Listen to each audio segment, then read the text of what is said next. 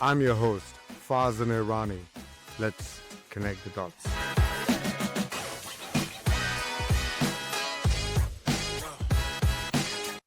"2025 was quite a year, so we decided to share the highlights reel of our favorite moments on the podcast. Let's relive the best of 2025. And it's a fascinating sort of test case. There's a fund manager I met around 2000 I like to squirrel away cheesy quotes so I can use them like a squirrel and bury them and then bring them back later for use. And he said something that's always stuck with me, which is, he was a Japanese equity manager. And I said, this is around the turn of the millennium. And he said, Japan had been the dress rehearsal. The rest of the world would be the main event. And those words have haunted me ever since. And Japan is really misunderstood because people, as I say, treat Japan like a basket case. Now, it's absolutely true that the Japanese government is beyond bankrupt. It is completely unsalvageable. So they were the first into this debt deflation mess, this debt deflation trap, 30 years ago. But the perversity of it was that I was working for the Japanese in London. And at the start of my career, if memory serves, Japanese government bond, JGB yields was something like maybe 6%. And you'd think with the explosive issuance in Japanese debt as their economy imploded after the equity market and the property market collapse, you would think that Japanese yields might have gone higher because they had to issue so many of them. That's not the case. So shorting Japanese paper became the widowmaker, so-called widowmaker trade. So Japanese government bonds yielded, their yield went from 6% to 5 to 4 to 3 to 2 to 1. And I think they actually troughed at something like minus 0.5%. They went negative. And you'd think this is during a period when the government is building up extraordinary liabilities. It didn't really make any economic sense. Anyhow, like I say, the Japanese experience was so interesting to see firsthand. And Japan remains, I think, the most misunderstood market in the world. The perversity of it is, the Japanese government is bankrupt. The Japanese state is completely bankrupt. They've got one of the worst debt to GDP ratios in the world. But, and here's the big but coming, the Japanese country, Japanese households and corporations are amongst the most solvent in the world. So you've got this complete mismatch between the health of the private sector and the diseased state of the public sector. And again, I stress that it's been misunderstood, but it's so relevant given where we are now in the global interest rate and the economic cycle. The Japanese loss of wealth from 89, their equity market collapsed and their property market collapsed. The twin loss of value between equity valuations and property valuations was the equivalent of 2 American Great Depressions. So it's like they experienced the 1930s once and then experienced it all over again.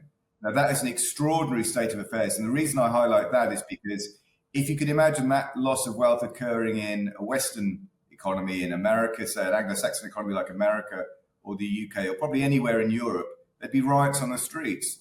But in their defense, say one thing about the Japanese, they are stoic. They have a capacity to suffer, which is beyond, I think, anything the West is capable of. So whereas Japan could survive that, and now the Japanese equity market has largely recovered, where it'll go in the future, time will tell, but we think the Japanese market remains relatively cheap internationally. But I simply highlight the fact that Japan had this extraordinary, unique experience.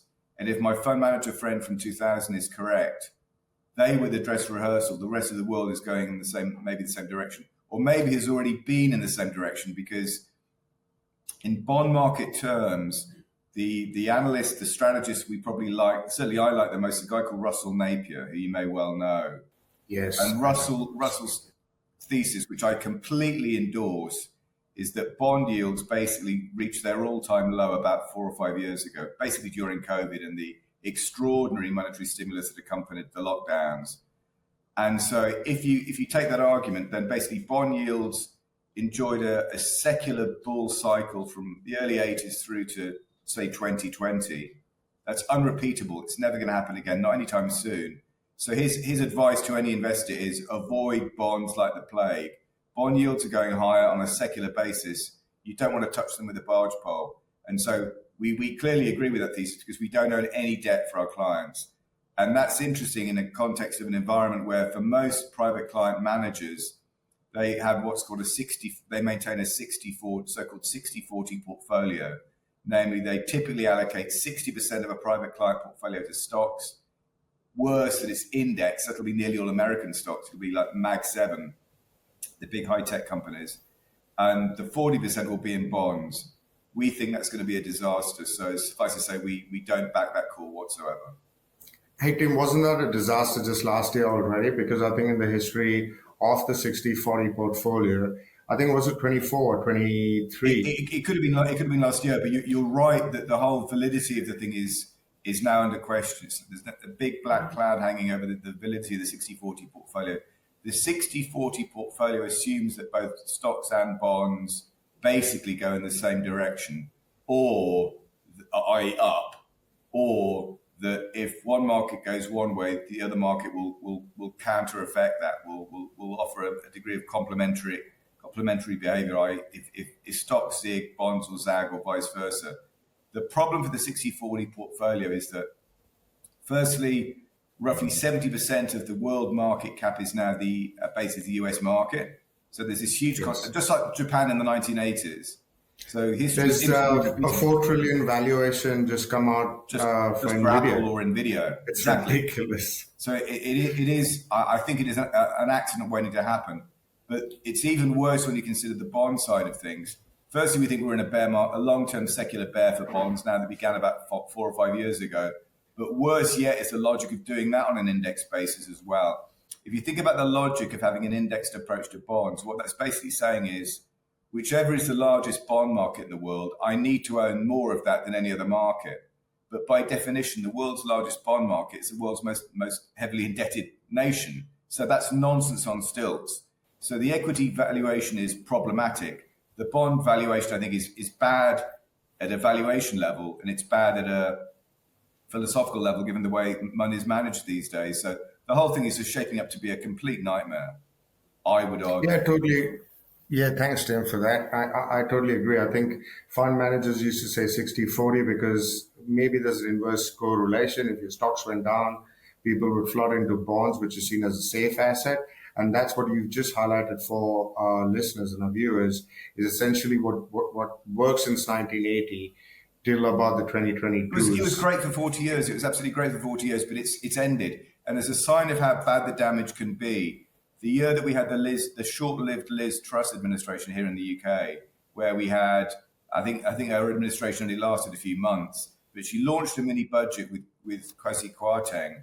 I think both of them get a bad rap. So I think they were stitched up by our civil service, and they were stitched up by the Treasury and the Bank of England. Nevertheless, the reason I cite that is the year of which the Liz Truss administration, I think, was like the last few months of the year. She launched her mini budget, I think, in the autumn. Between January and autumn of that year, which I think was either 22 or 23, there's a 50-year inflation-linked UK government bond. We call them gilts. There's a 50-year inflation-linked gilt. Between January and autumn of that year, that gilt, that so-called risk-free rate UK government bond, lost 85% of its value.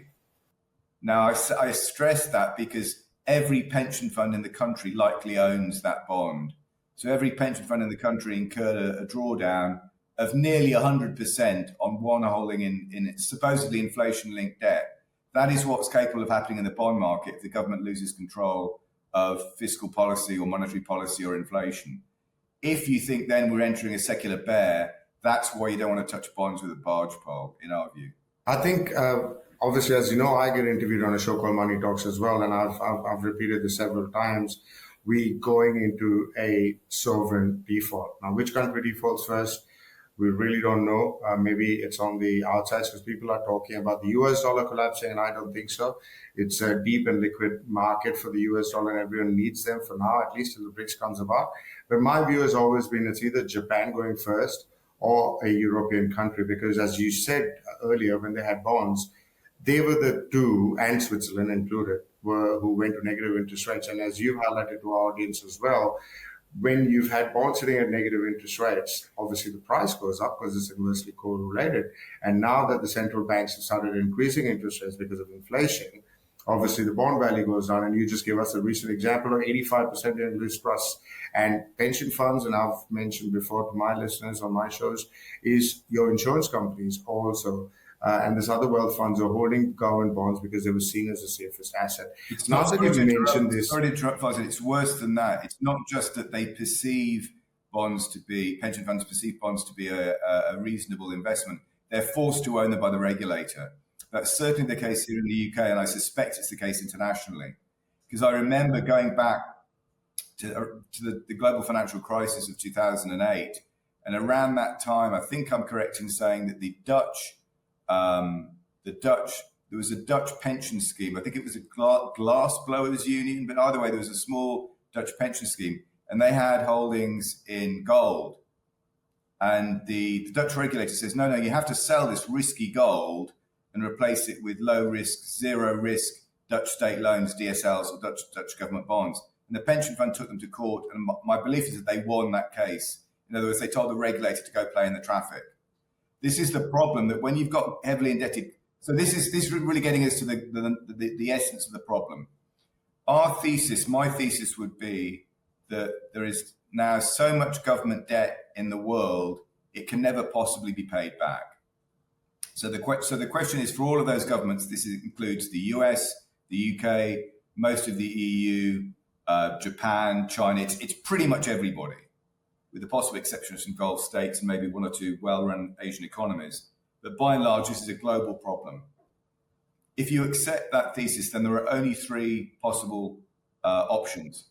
Option one is that you try and engineer enough economic growth to keep the debt serviced. That's what Trump's trying to do.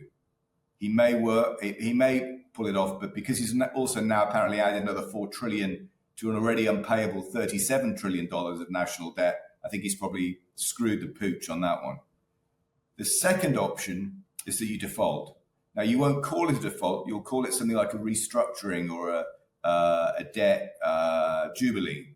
But the bottom line is we live in a credit-based economy. If any major government defaults on its debt, that is Armageddon, because you've got 2008 to the power of 10. So let's park the default option. What does that leave? That leaves option number 3, which happily is the wrong word, coincidentally is also the option that every heavily indebted government throughout all of recorded history has resorted, which is inflation. You inflate it away. So people are massively missing the point when it comes to what inflation really is. Inflation is not, first and foremost, a rise in the price of goods and services. That's a second order effect. Inflation, first and foremost, like Milton Friedman says, is an increase in the money supply. Inflation is always and everywhere a monetary phenomenon. Or in the words of Ludwig von Mises, who's one of the most celebrated so-called Austrian school economists, inflation is not a disease or something like an act of God.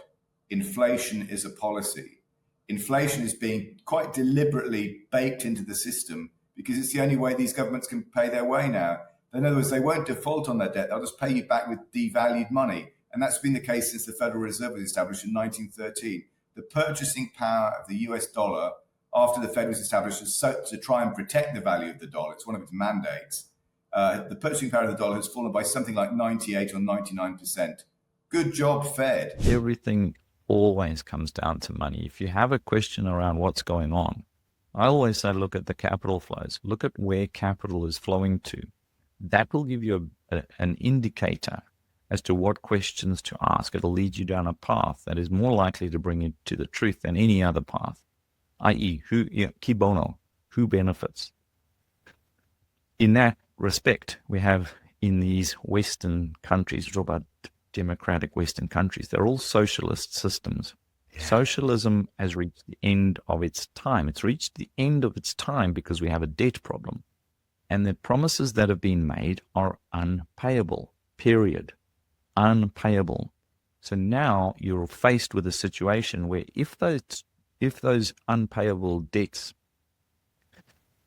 start being repriced by the market, it falls over very quickly and you have a collapse, which is why they need to have a controlled collapse.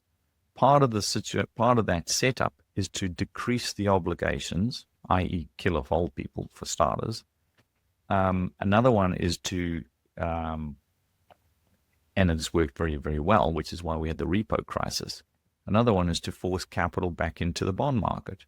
So if you shut down the world, what happens? Everybody looks around and goes, oh my gosh, companies are closing down, they're shutting doors for months on end. Why would you buy equities in that situation, right? It's kind of hard to make a judgment call to say I should buy equities when an equity is a company and that company shut its doors and you don't know when it's going to open its doors. You don't know how much money it's going to make. You don't even know if it's going to survive. It's also because people go into bonds seeing it as a safe haven, right? Which in the last few years has changed. So if you create panic, people rush into bonds. Exactly. Which is now we can see 2022 was a perfect example. You had a panic.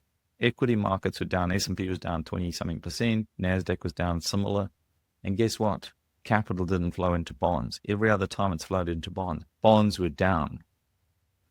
They've run out. So now we're in a real problem, which is why we're going to war. So basically back to the monetary mechanics of it all. You have a debt issue. And I've talked about this before. There's kind of four things that historically you look for. One is an over-indebted sovereign that there is an inability to service that debt. Number two, you then have a manifestation of that, which is at a political level, which is internal political strife, and it's internal political strife that cannot be settled. So certainly we're seeing that across Europe. We're seeing it across in the United States. You know, the red team, the blue team, and they all answer to the same overlords. But by and large, there is still a dysfunctional setup, which is there is an inability to settle even petty differences. Okay, that leads itself to internal conflicts and sometimes civil war. So these are historical precedents. You can go back through history and you'll see these things repeating. The other one is then international conflict. So that's number three. The fourth requirement is a rising challenger to the existing status quo power. We have this today in China. China is the rising power that is challenging the status quo Western powers. That itself brings about the risk for international conflict. We're seeing it firstly at a trade level, which is trade wars, at a monetary level, which is the sanctioning and things like knocking Russia out of the SWIFT system. All these sorts of things are utilizing the monetary system as a weapon, utilizing trade as a weapon.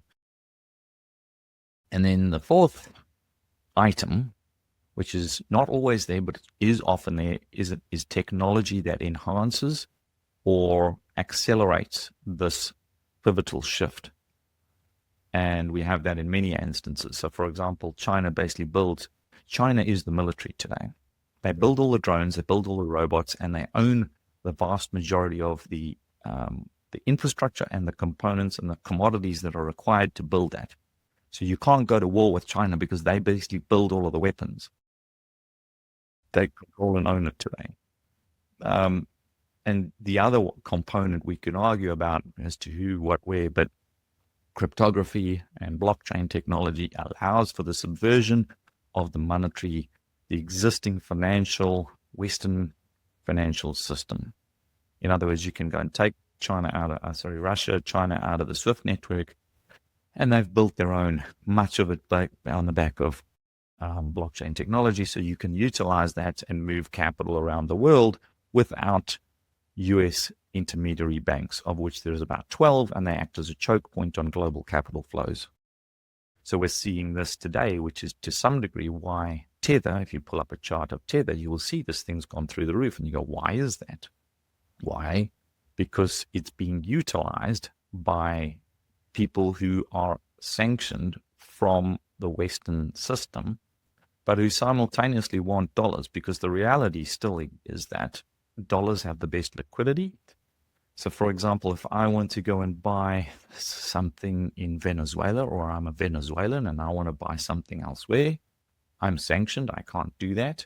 I also don't want to necessarily trade in renminbi, or you're in India in rupiah, or some other currency which has too much slippage, too little liquidity, and too much volatility.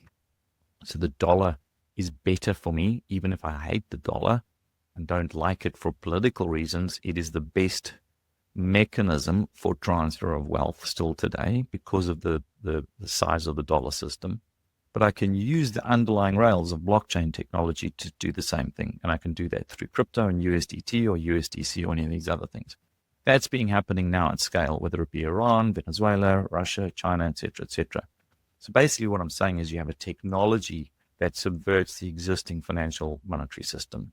You also have the technology in terms of drones and all these other things. I mean, we've got, just to point it out, despite what the Western media obfuscates and hides, the Houthis, and basically a ragtag bunch of Houthis in Yemen, to a large degree today, control the Suez Canal. Right, think about that. Right, up against Israel and the United States, and what do? They throw up $2,000 drones, and they can throw thousands of them out, and they got to shoot them down with $1 million missiles. You can keep doing that all day long. Think about the math. So by and large, you have a technology that is now made obsolete much of the existing military system that the world has been running on for the last 80 odd years. So all these things are in play at a time that we have to try and navigate our own world and manage capital and manage our own personal lives as well as our own financial capital. Yeah, thanks for that, Chris. In fact, something you brought up there as well, I think the seminal moment was during this Ukraine conflict. First of all, I think the Ukraine conflict shouldn't have started in the first place, but it was, again, initiated by NATO for a certain specific purpose. But I think the seminal moment was when they froze the Russian assets. And they were dollar denominated and euro denominated. And when they did that, that is when, let's be honest, there's some people who study cycles and they understand that, as you mentioned, some of the cycles in there, there's an emerging power in China and BRICS now with the multipolar way of looking at things. But the US dollar was coming, as I see, gradually to its end. It doesn't mean it's going to end tomorrow. But I think the seminal moment was when the Russian assets were frozen and the likes of China or India or whichever other country, even the UAE and all of these countries that hold, or Japan, holds US treasuries, when could we be next if we're on the wrong side of the US? Depending again on who's the president, the policy changes so quickly. And if we don't appease them, could our funds be frozen or taken away? And what I saw since then is two different things. One was not only were central banks dumping US treasuries and buying more gold, but also China and including Japan started dumping US treasuries, because obviously China's not going to buy US treasuries saying, hey, we're buying your debt so you can buy more guns and shoot us down, or when you go to war with us, because you know you cancel an enemy's holdings but if you go to war. What are your views on that? Do you also see that as a seminal moment? And are we going into, obviously the unipolar was the US dollar, and we'll go down later into the whole what's happening with the Genius Act. But right now I see BRICS. I'm not saying there's going to be a BRICS currency, but a BRICS currency just for trade settlement. It's not going to be the global reserve currency. I don't see the US dollar going away as a global reserve, well, global trading currency anytime soon. Maybe as a reserve, it drops off. And I think that's why they're bringing in the whole Genius Act and the stable coins. I mean, the Genius Act and the stable coins actually create synthetic demand for treasuries, right? So it makes sense. The problem that you need to understand with that is it's all short term. So what you've moved is capital from the long term end of the bond curve into the short term, because Tether or USDC or any of these stable coins, they're holding their collateral is short-term notes. They're not owning 30-year bonds, okay? It's all very short-term, so you're creating a synthetic demand for short-term capital in dollars. So, Chris, can I intersect just so you can carry on this? So, with bringing the long-term to the short-term, isn't this what Janet Yellen was doing as well, and now Besant is doing with the stable coins? Doesn't that bring in an extra risk factor? Because if the short-term... They're doing it because they have to. They're out of options, okay? Which comes back to the repo crisis in 2019 when the gilt market froze up. Okay, so they have to get capital into the bond market. They would prefer it to go into the long term into the 30-year and the 10-year. But when the market looks at it and goes, screw it, I don't want to own a 30-year or a 10-year, just give me the short term, give me a 3-month T-bill, then you'll take what you can get. Beggars can't be choosers. And they've seen that the massive ramp up in the utilization of stable coins, they've seen that as an opportunity to try and get in front of that train to suck capital into supporting the US bond market. I think it'll work for some short period of time. But to your point, it creates enormous fragility and risk. It is a concentration of capital in what is the most liquid asset on the planet, US Treasuries, and it's all at the short end of the curve. The reason that it's been going into that is also because of an unstable political and financial environment underpinning it. And what I mean by that is your actual banking system, which is being utilized and being weaponized on a geopolitical basis, is the very reason that stablecoins have become popular. For example, Iran wants to move oil to whoever. They can't do it because they're locked out of the financial system. They can't use US. Like if you were, people need to understand this. If you're moving capital around the world in the banking system, that capital will always move through a US intermediary bank. The moment it moves through that US intermediary bank, like you could be with Joe Blogg's bank in the Cook Islands and trying to move money to Freddie's bank in fucking Naue or wherever. It's going to move through a US intermediary bank. And the moment that it does, they have the ability to lock it down. There is only roughly 12 of them, and they're out as a choke point on the entire financial monetary system. Utilizing stablecoins completely subverts it. You're not using those banks, which is why that ramp up has taken place, where there's so much capital that's pouring into that. Now the point issues in the US have looked at this and gone, well, we can't stop it. How are you going to stop it? Let's try and get ahead of it. Let's try and capture that capital. And we like the fact that it's coming actually into the US bond market, which is what it's doing. And again, it's only doing that for liquidity reasons. It's not doing it for, you can't tell me the Ayatollah really likes the fact that there's demand for dollars, but he can't change the fact that the Iranian currency is too volatile, has too much slippage, and doesn't have enough liquidity to facilitate global trade. That's just the way it is. He might have, like, if the Ayatollah wants to sell to Maduro or through companies, right? Both of these people clearly are unfriendly to the Western monetary system, but they're still going to use dollars just because it's... And it's still priced in US dollars as well, right? So anyway, so that's kind of a back into the whole Genius Act and everything else. But what you're doing is you're creating more synthetic risk behind the actual bond market because all of this stuff is in short-term notes. Yeah. We took some time. I've written about this in the past, but what China is doing, China is actually issuing the same, they're doing trades on the same basis, utilizing dollars, but guess what? They're not utilizing dollars in Western banks because they've repatriated all of their dollars into Chinese banks. And they've got over 1 trillion of them in reserves. So China actually has already done this. They've issued a bond, a US dollar bond, backed by Chinese banks, and the yield on that is lower than US Treasury, which tells you the market sees their risk as lower than the US. So they can still use dollars to facilitate trade. Now imagine this. Imagine they go and they take all of the commodity countries that they're actually trading with, where they're sucking up the resources across Africa, Southeast Asia, you name it. They can trade it all in dollars. They've got the financial mechanisms to do it outside of the Western banking system, so they're not hindered. They're in those contracts. I'm not saying they're doing this, but if I was them, I'd probably consider it. And maybe they are.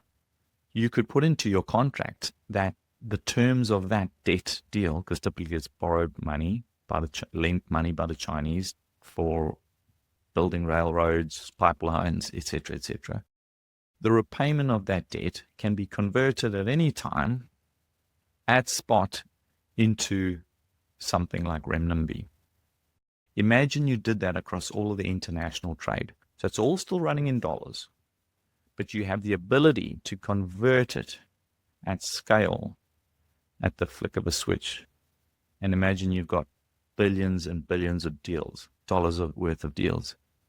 Now, if you're under pressure militarily, financially by the US, who are trying to sanction you, if you really want to hurt them, you can literally flip the switch on entire, probably trillions of dollars of trade, and you would just essentially dump the dollar, because all of that trade can be converted immediately into renminbi, and the actual basis for trade in dollars gets impacted very negatively very quickly. I'm not saying they're going to do that, but they can easily.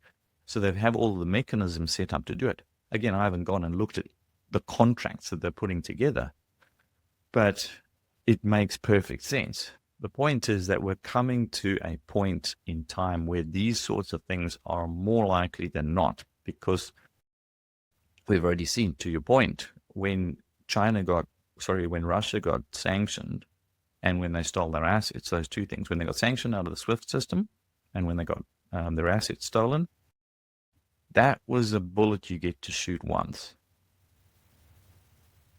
And it didn't work. And the whole world heard that gunshot, right?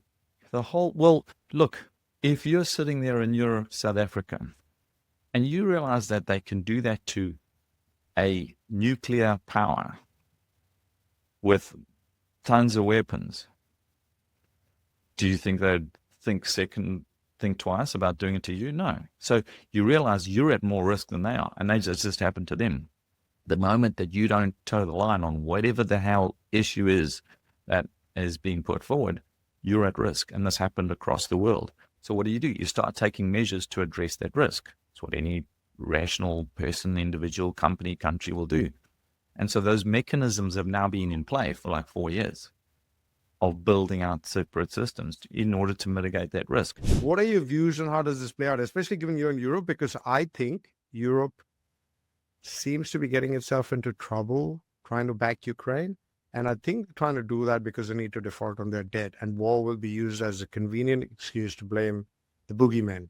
Do you want to talk around that? Yeah, there's a lot of questions, and I want to be sensitive. There's going to be people I'm neither left nor right at this point. Me neither. I'm a classic libertarian, and I'm not pro-Trump or anti-Trump. I was never pro-Biden or anti-Biden. I was just pro-free market capitalism, pro-honesty, pro-candor, pro-direct reality, pro-facts. That may seem like a cop-out. I can think of a lot of ways to critique America, and I always start by, I'm an American. For God's sakes, I have a massive bias towards America. I still think it's an extraordinary country, an extraordinary history, and extraordinary potential.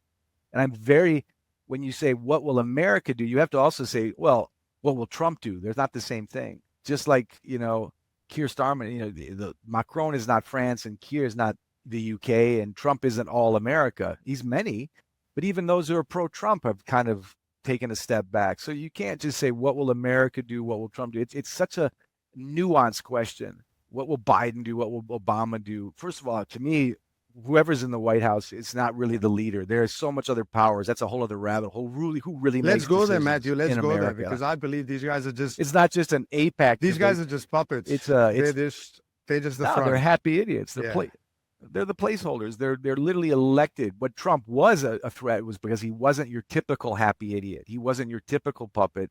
He wasn't your typical malleable person, but he clearly is malleable. There is still leverage on him.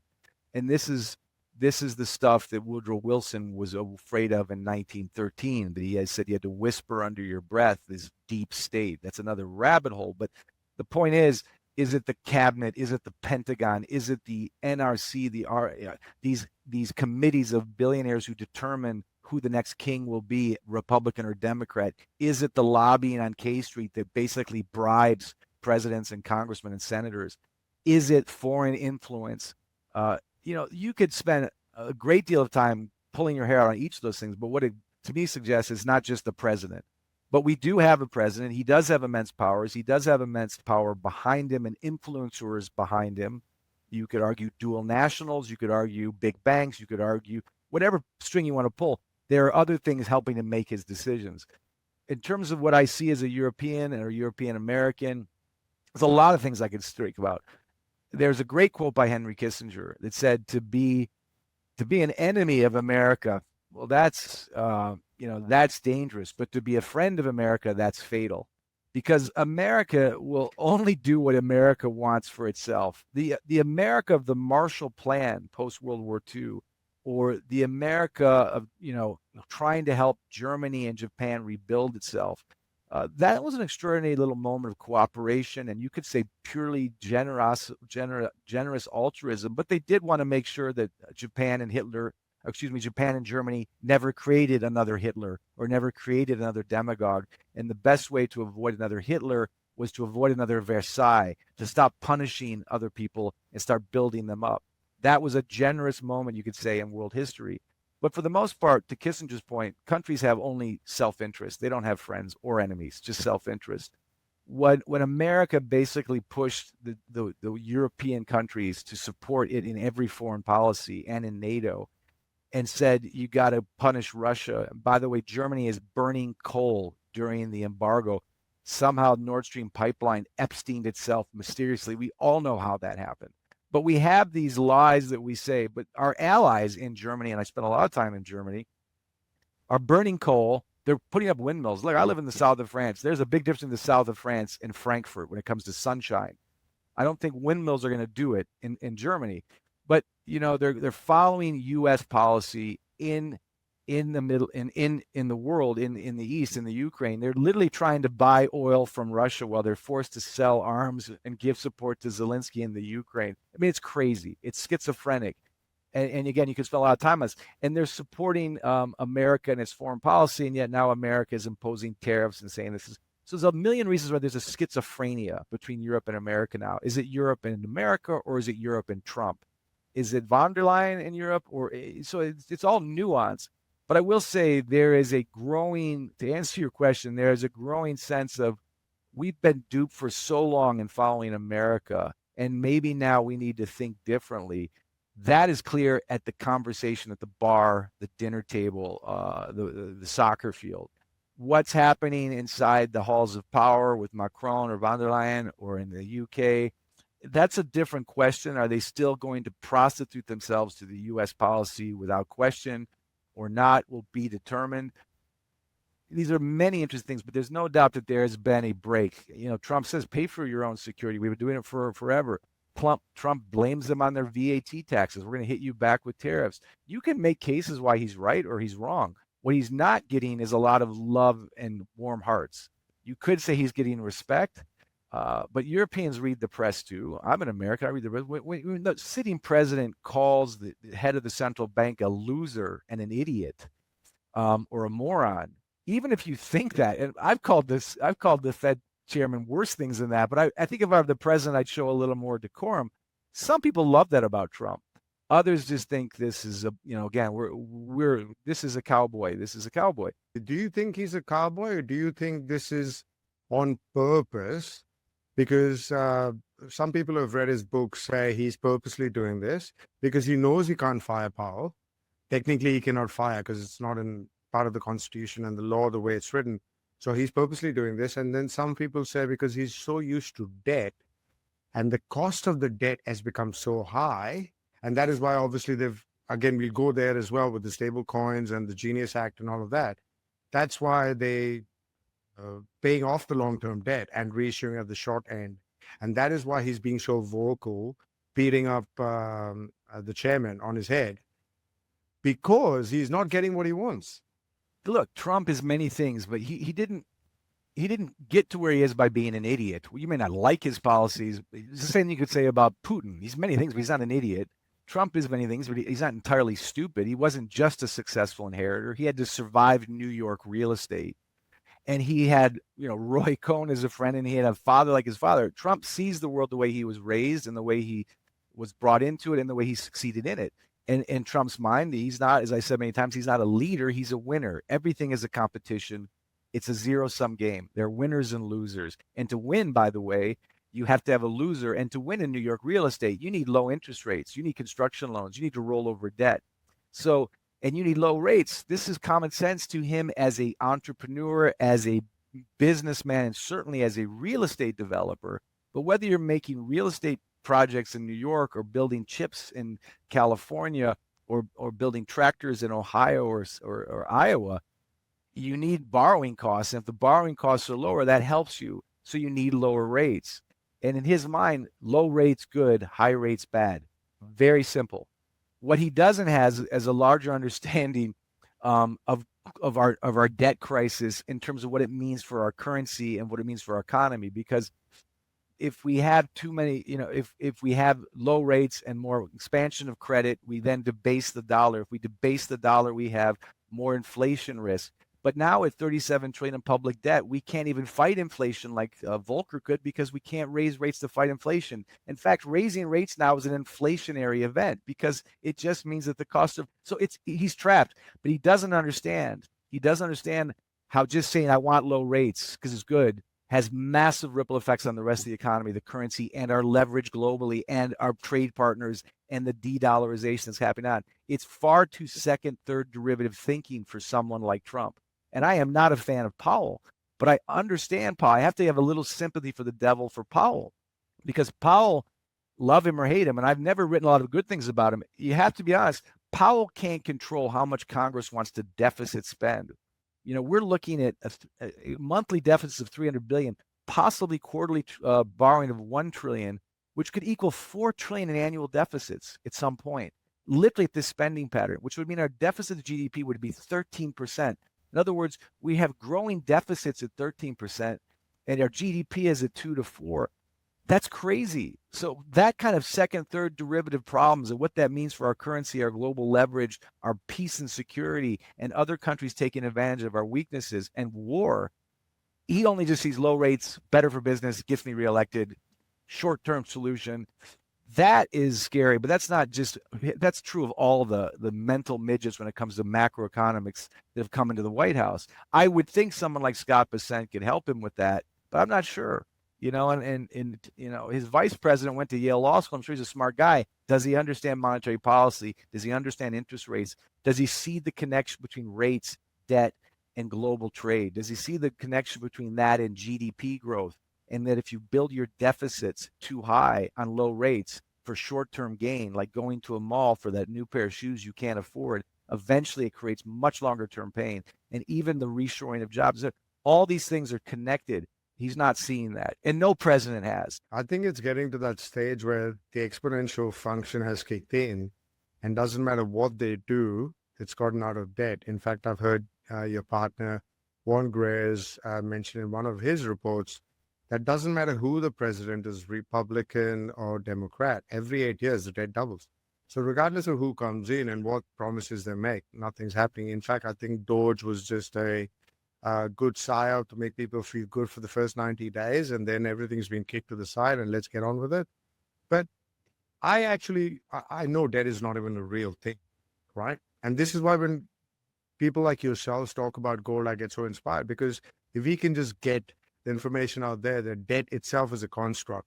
And I've always wondered, is obviously the governments and the central banks are in cahoots. They're working together because the central bank can monetize the treasuries and the debt. And obviously now it looks like the Federal Reserve is the only one who's going to have to buy treasuries.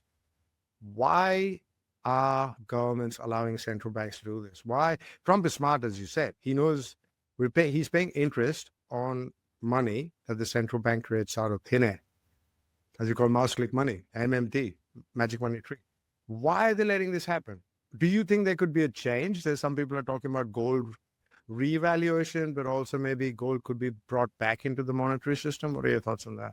I mean, these are massive questions as far as, there are whole books written on it. It's hard to answer it in a few minutes. I mean, the real question is, why was the Fed ever created? Why were central banks ever created? How did these powers come to be? How did these cabals come to be? How did they scare the hell out of presidents and leaders? Because they had financial power, they had lending, they had credit, they paid for wars, they paid for post-wars, and they somehow managed to wiggle their way in to a building. For example, in the United States, the Federal Reserve is on Constitution Ave, right near the Treasury Department, with an eye shot of the White House.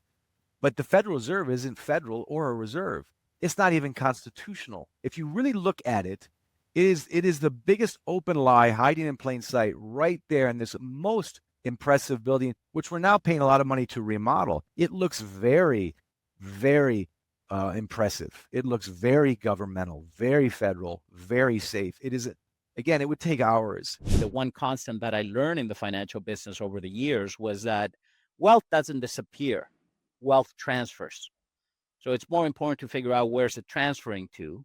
And this time, what we have is the biggest wealth transfer ever, because we're witnessing the wealth transfer from the credit bubble back to real money, right? I think it's inevitable that gold is re-entering the monetary system. And I think it's a beautiful thing for those that can look at that can see the world from out of the box thinking, because the whole purchasing power of that credit bubble has to transfer to the total gold reserve shared by central banks, because that is the shift of the value of the global economy. If we're going to do trade settlement with that global trade, what should the gold reserve be worth to replace the credit bubble, the size of the credit bubble that we have today in relation to the global economy? And I'm not going to tell you the number, but I can assure you that that number has another zero behind $3,000 gold. And that's the opportunity. The opportunity that as that occurs, and it's inevitably occurring, it's silly to think that, no, that's not going to happen. It is happening, right? Look at the BRICS. They already have a platform in competition to the SWIFT system, which is how the U.S. how the U.S. dollar trades.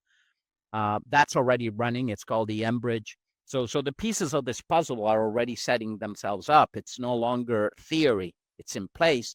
It's when do we have the checkmate, and it occurs. Now it's the when, right? So I've been preparing for it for a long time, but within that power shift, within that historical replaying of the game, there's a lot of wealth to be had as everything transfers. And it happened. It happened in the 1930s. It happened in the 1980s. It's happened in the past. And there was a lot of benefit from getting ahead of that curve and positioning yourself accordingly. It is a good point you made out there.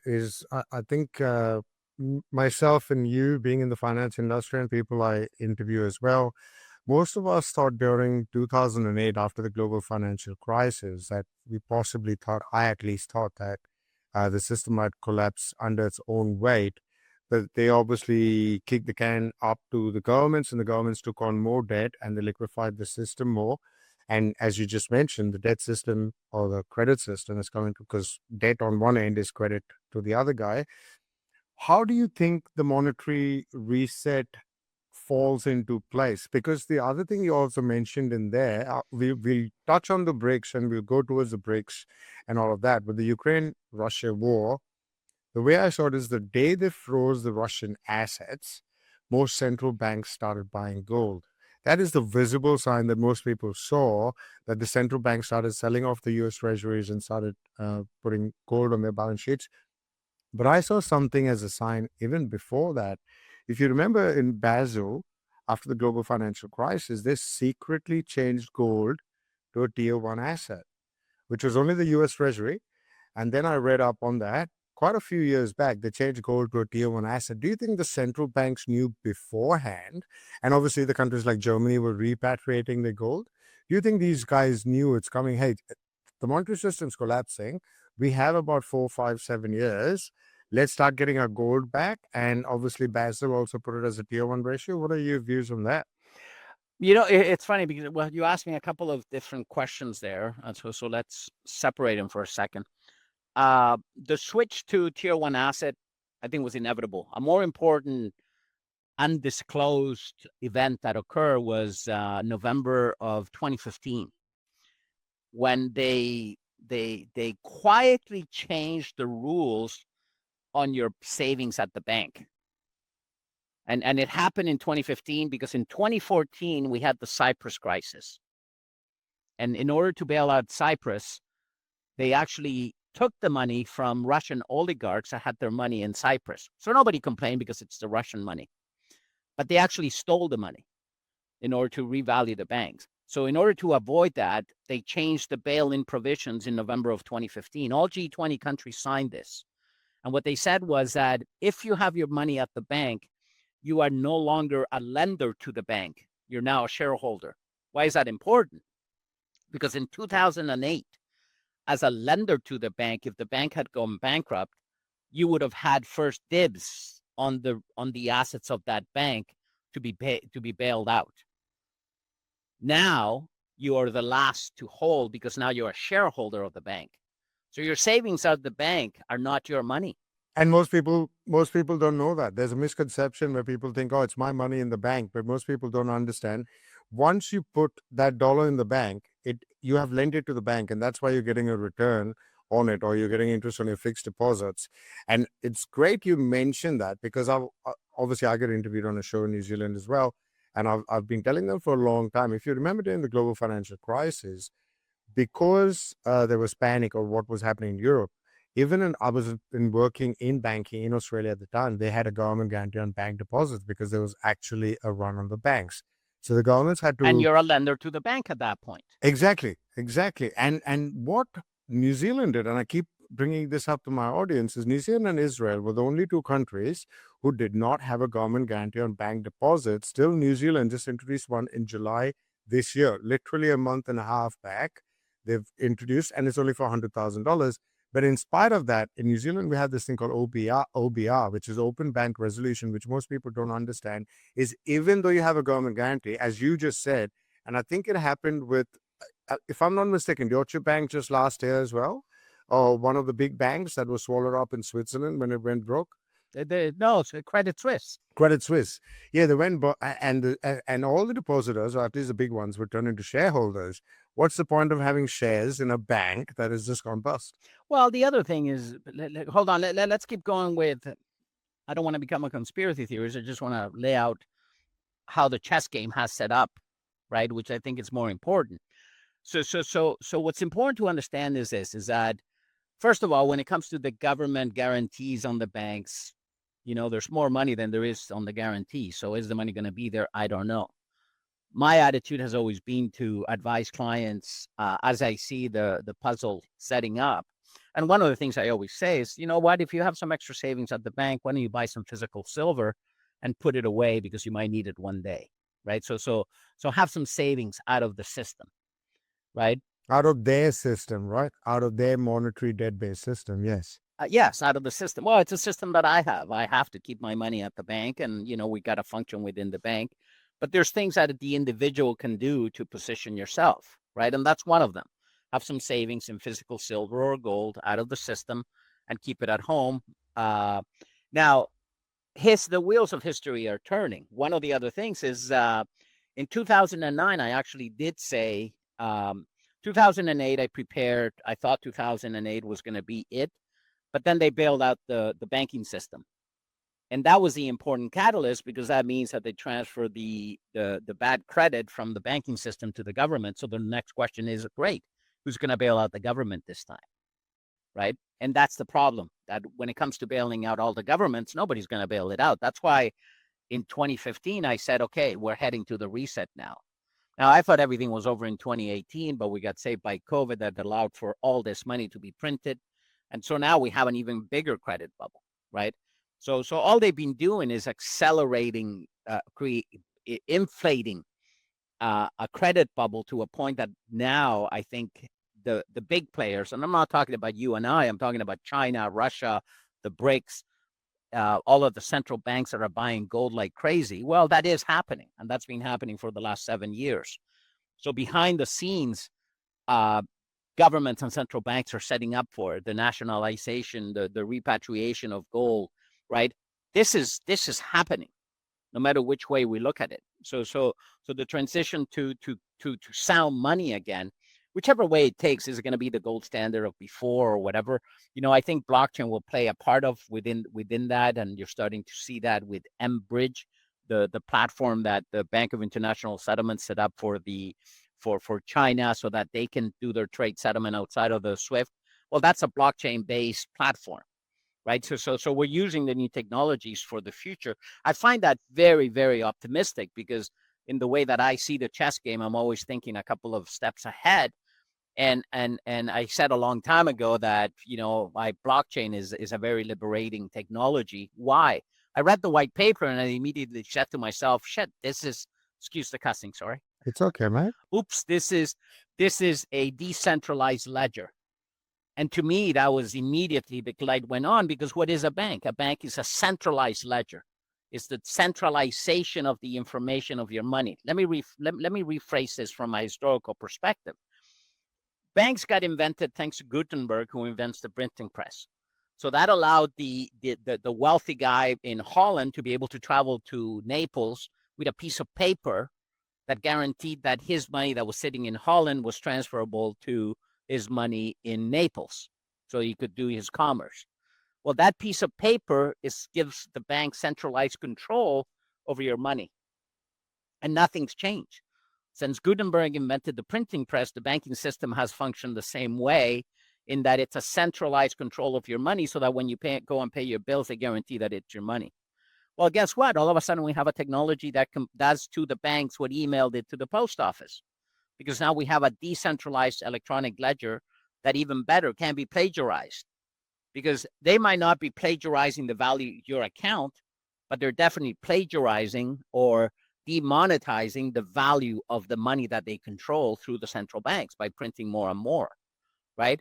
But now we have a technology that will offset that. So how do we rebuild the future? You know what? I find it, I think it's going to be great, because now we have a technological solution for an old problem as we rebuild. But the pieces of the puzzle are falling together. The other thing is that one of the problems with the world that we're living in, and I'm talking about a fiat system, is that the net result of that is the decimation of the middle class. If you don't think it's happening, you better wake up and look at your societies, because that's happening global, right? I see it in Toronto, the level of unemployment, the level of people already living in what I would call shanty towns, right? Which we saw in Chile, in growing up in Chile. Now it's happening in North America. Look at the U.S. Look at L.A. Right? So we might not want to accept the devolution of the middle class, but it's happening, right? A good example of that, the movie Wall Street, which was set in 1987. There's a great quote when Gecko says to Charlie Sheen's character, "Look out there, right? 25% of the wealth, of 25% of people control 1% of the wealth." Well, guess what? Today, that control is 1% of the population. So that even has, since 1987, we have had more control of the big wealth for those that can access the money of the central banks, right? So those sociological pressures goes hand in hand with the four turnings, or the what Kondrativ, the Russian economist that figured out the economic cycles over 100 years, it's the same thing. We're into the winter, we're into the fourth turning, where debts by default have to be rebalanced. And that creates a power shift that, those that can figure out how to surf through that and position yourself have historically done very well. Do you want to talk us through some of your bigger macro thesis around these? Because I've seen your charts, but some of our audience might not have seen it. What is your bigger thematic view on long-term cycles playing out, and where are we in that period, so to speak? I think you want to always operate under the assumption that of how either assets will perform, or it's either because of allocation of capital is about to rotate into a new place, and prices of those assets are not reflecting that yet, or there are major imbalances that will eventually drive policymaking to to certain constraints that will also set the stage for certain things that have not been, really attractive for investors that may become attractive. And oftentimes, people think that I'm always chasing a contrarian opinion, and that's definitely not the case. I think when you can marry a great idea with a lot of potential for growth and also you find something that is contrarian, that those are the best ideas you can find. That's sort of like mining a few years back, and why I'm saying emerging markets, because, of course, buying a mining company now versus 3-4 years ago, it's a different risk reward proposition. And I still think that emerging markets offer a very similar risk reward opportunity today. And so that's why I mentioned that. But what are the constraints we may have in the future that can force policymaking? Well, the U.S. is facing a very significant amount of debt. So is the world. But why the U.S. matters so much? I did a research maybe a year ago that really added to my views. Usually you see things kind of developing through chapters.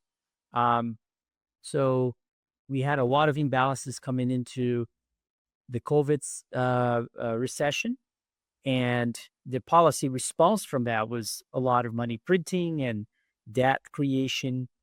And that immediately had the first impact that we saw, which was inflation out of all that. And inflation in goods and services, not talking about financial assets inflation, which was present at that time already.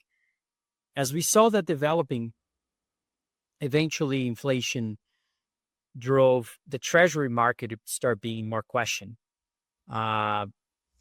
We talked a little bit about the 60-40 portfolios before this interview started, but that began to sort of, question that allocation. I mean, should we have 40% of our money into fixed income, and what's the risk of things like treasuries and others? And those are all fair questions. Then we saw the Russian invasion into Ukraine, and that whole situation led to treasury selling. Nothing to do with inflation, but a lot more to do with the fact that those central banks were looking for gold. We're looking for a neutral asset to own that has history, centuries of history. And so gold became this sort of obvious alternative for central banks.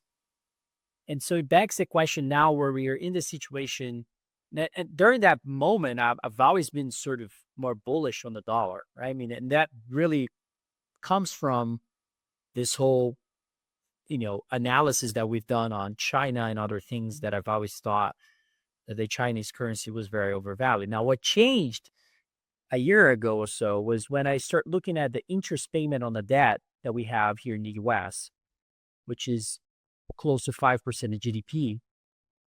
And although a lot of people know about that, what they, in my view, underappreciate is the fact that there's no other economy today in the world that is as big as the US, or as big as any country in Europe or Canada, Japan, and others, that is running anywhere close to that amount, which puts the US in a position of greater sense of urgency to lower rates relative to those other economies. And then paired with that analysis, I saw that the dollar, from a trade adjusted basis, is at one of its most overvalued, or was at that time, and it still is one of its most overvalued levels in history.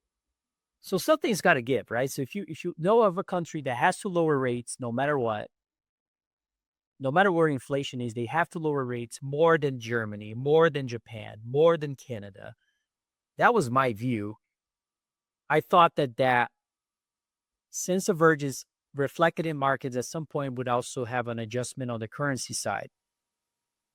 That led to another conclusion. Well, why, and this is talking to institutions and other capital allocators, why somebody avoids investing in a place like emerging markets. So why emerging markets? Because emerging markets usually are linked to commodities. When you trigger a gold market, you trigger a commodity market, you eventually trigger an emerging markets boom. And so I was fascinated by the lagging effect of that, because eventually money is going to fall there at some point. And I was wondering what would make that a catalyst to change that whole rotation of capital. And what I found is that the reasons to not invest in emerging markets usually comes down to two things. a lot of people focus on the corruption and the problems we have. But we've seen in the past, emerging markets do very well, and the corruption scandals and problems was still the case. Like we didn't see those things change. So structurally, it's not a case to be saying that we're going to see political shifts and anything like that in those countries. Like I do think there's going to be still a lot of problems politically in those countries. But the two main factors that avoid somebody to invest in there is a very strong dollar. Why would you invest in a country that has total lack of stability in their currency? Now, that has always been a big problem. And usually because those countries tend to sort of devalue their currency to improve their exports and so forth. So very export-led economies. And so that has a cost on the currency side and ends up having issues on inflows of foreign capital. And the second thing really is yields. Like if you have an environment where the US yields are too high relative to the rest of the world, you tend to see a place where money, wants to find its way into something safer. And so finds its way into treasuries, of which I just told you that I have a different view on this because I think treasury yields in the US are going to force to be lower because of the debt problem. And so, all right, so you have a situation where you may have constraints on the yield side and the dollar may devalue substantially versus other fiat currencies. That's a green light on emerging markets to me. I'm glad you went, and I really enjoy speaking to you. First, let's put that 37 trillion in context. The U.S. stock market cap is 70 trillion. I love doing that when people worry about U.S. debt. I mean, compared to our stock market cap,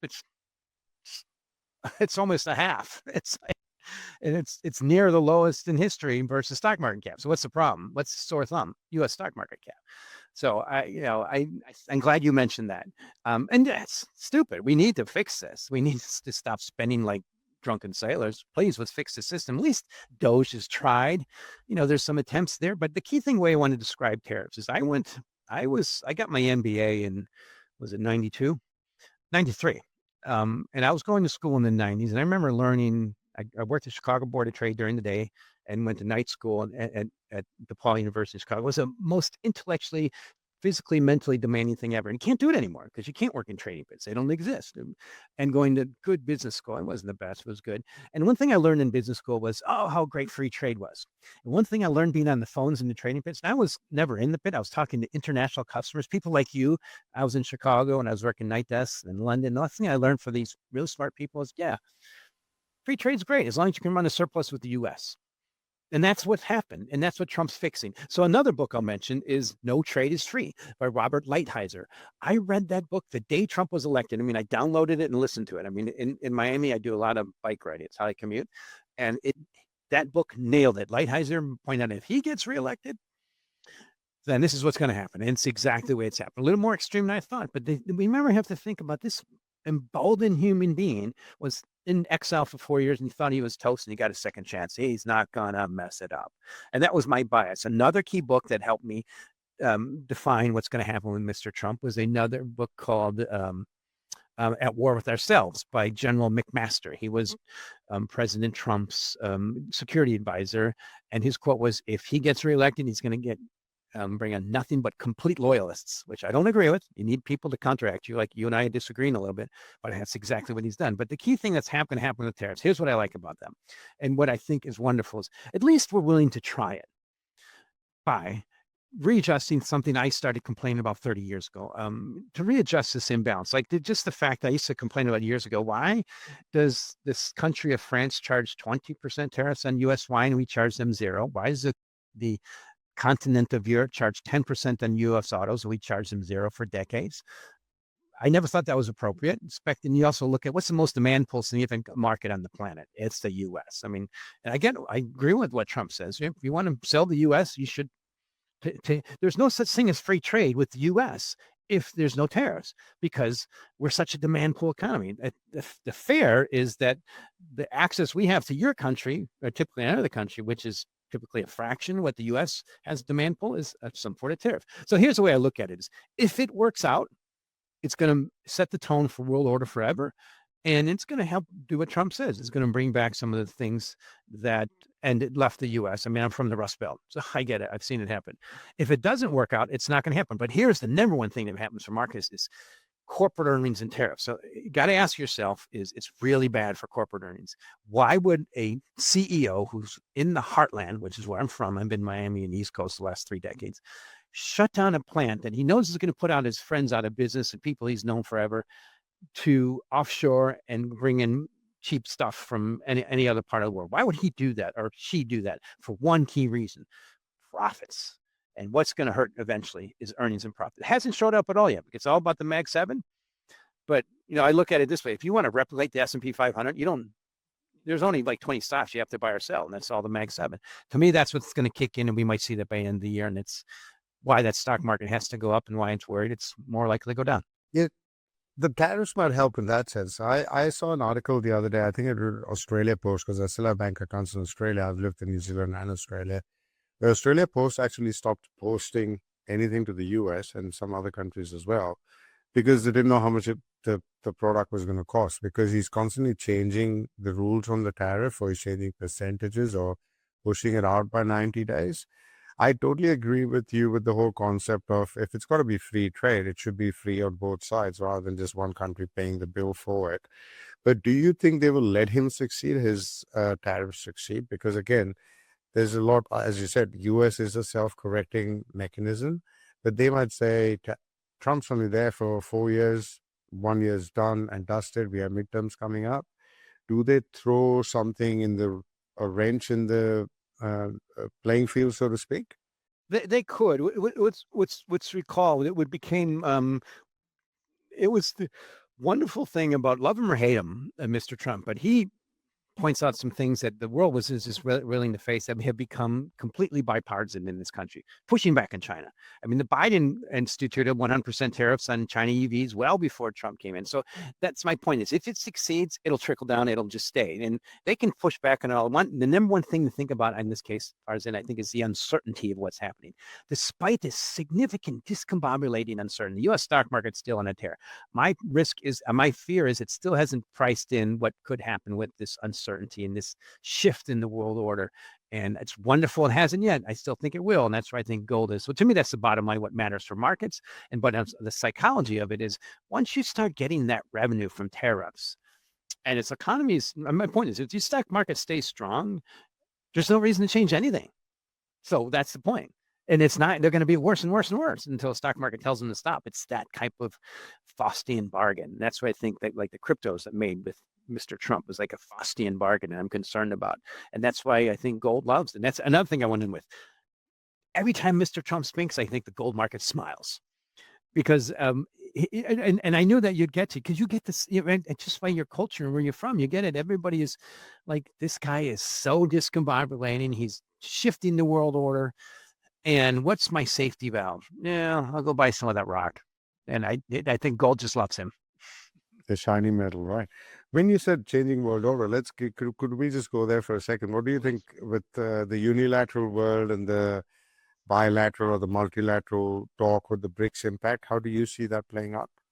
Oh, I so enjoy it. I mean, started by Mr. O'Neill of Goldman Sachs, but Brazil is way down here in South America. Russia is way up here in Europe. India is in Asia, and China is right next to each other. And they've been friends too long in history. I mean, it's just, and they have major issues with currencies. And yeah, it's entertaining that they might have one kind of currency block. I'm like, yeah, good luck with that one. The key thing is it's the benefit of where U.S. is. Canada up on the upside, both oceans protecting us. Mexico on the downside. And if we don't mess it up, it's just such an advantage.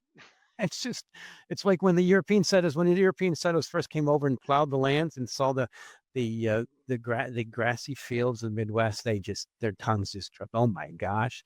You can't beat that. And if we don't mess it up politically, there's no comparison. So also a key thing I want to tilt over is what's happening organically. cryptocurrencies. I touched on this earlier. I was in Hong Kong in 2018. It was a significant bear market. That's right around the time I saw Bitcoin was at 10,000. It would drop to zero. Again, it only went to 3. But there was one key bull market that was happening. The market cap of Tether is the most significant stablecoin, was $2 billion. Now it's about 170 billion. Total cryptocurrency market cap is around 300 billion. It's happening organically, Farzin, where people can finally, like an email, transmit dollars on there and be able to hold dollars on their phone, and not something that trades like Bitcoin. It's just getting there organically. So I look at the whole world with their eyes wide open, like, what are we going to do this? We have to instill our own central bank digital currencies, because the whole world is going to the dollar organically through cryptocurrencies. And finally, stuff I loved writing about 5-6 years ago, when Trump was just not figuring out what's happening in this space. Finally, they figured it out. Nothing like technology and profits they figured out, yeah, maybe we should support this space because the dollar likes it. And by the way, all these crypto dollars and stablecoins are investing in treasuries. It was just fun to write about that, because knowing where we go. And that was one of the key things that made me really bullish in 2020. They hadn't figured out, even Biden hadn't figured out. And now they figured out, and it's all priced in. But that's a key thing to think about in terms of anything now, is the whole world can get access to the dollar via stablecoins. Is the most significant bull market, and this technology is overwhelming. That's a big difference from, trying to buy Dogecoin at 23 cents, expecting to go to 40 cents. At least it's got the backing of the U.S. government and the U.S. military. Now it does, right? But it was fun to see that. It was fun to see that work out politically. Like, maybe they finally saw some of the stuff I was writing on the terminal, and I can't, take credit for that. But it was just so logical. I have a theory behind the stable coins and the Genius Act, if you don't mind me hearing out. You mentioned in the CBDC, most countries are trying a central bank digital currency model, and the U.S. Constitution forbids the Federal Reserve to create a CBDC, direct to public currency. So they found a loophole around the CBDC model in the USA, and stable coins is essentially a CBDC. It is a BDC, not a CBDC, right? Bank digital currency. And the other thing is, obviously, there weren't many people buying U.S. treasuries. Obviously, Scott Bessent, just like Janet Yellen, had a problem. They were starting to shift it to the short end of the curve, because people were buying gold instead, or central banks were buying gold instead. Scott Bessent has a problem with people not buying the long end, and they have to keep rolling the debt. This is what I keep telling people. The whole U.S. debt, or every government debt, is a Ponzi scheme, because they never, ever bloody pay it off.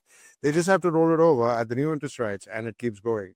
I think U.S. is still paying debt back from World War II, if I'm not mistaken, and then it takes an exponential effect. So they've obviously gone. Why did Trump flip-flop on the stablecoin? Because obviously it's backed by U.S. treasuries. And this is one way of getting people to buy U.S. treasuries or back the U.S. treasuries. Yes, it helps other people in countries like Lebanon or war zones or in Africa, where they don't trust their governments, even more than the U.S. government.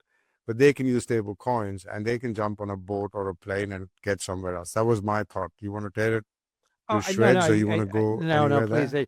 I guess it's more fun when we disagree, because I just learned from you, and I hope our audience learns from both of us. I agree with you. And it's the key thing I think about it. So there's 130 currencies in the world. There's really 5 that really matter, the big ones. I mean, the big ones. Every one of those is becoming, and there used to be many more, they're becoming more redundant because of stablecoins, crypto dollars. And that's why I look at every other country like, oh boy, what are we going to do about this? Trump figured it out. They invest in treasuries. Yeah, I get the part about not paying them off, but I've been trading treasuries for 40 years, and I've just never seen this type of period where the yields can stay this wrong. But there's a good reason for it. I've never seen a period where the stock market staying this expensive.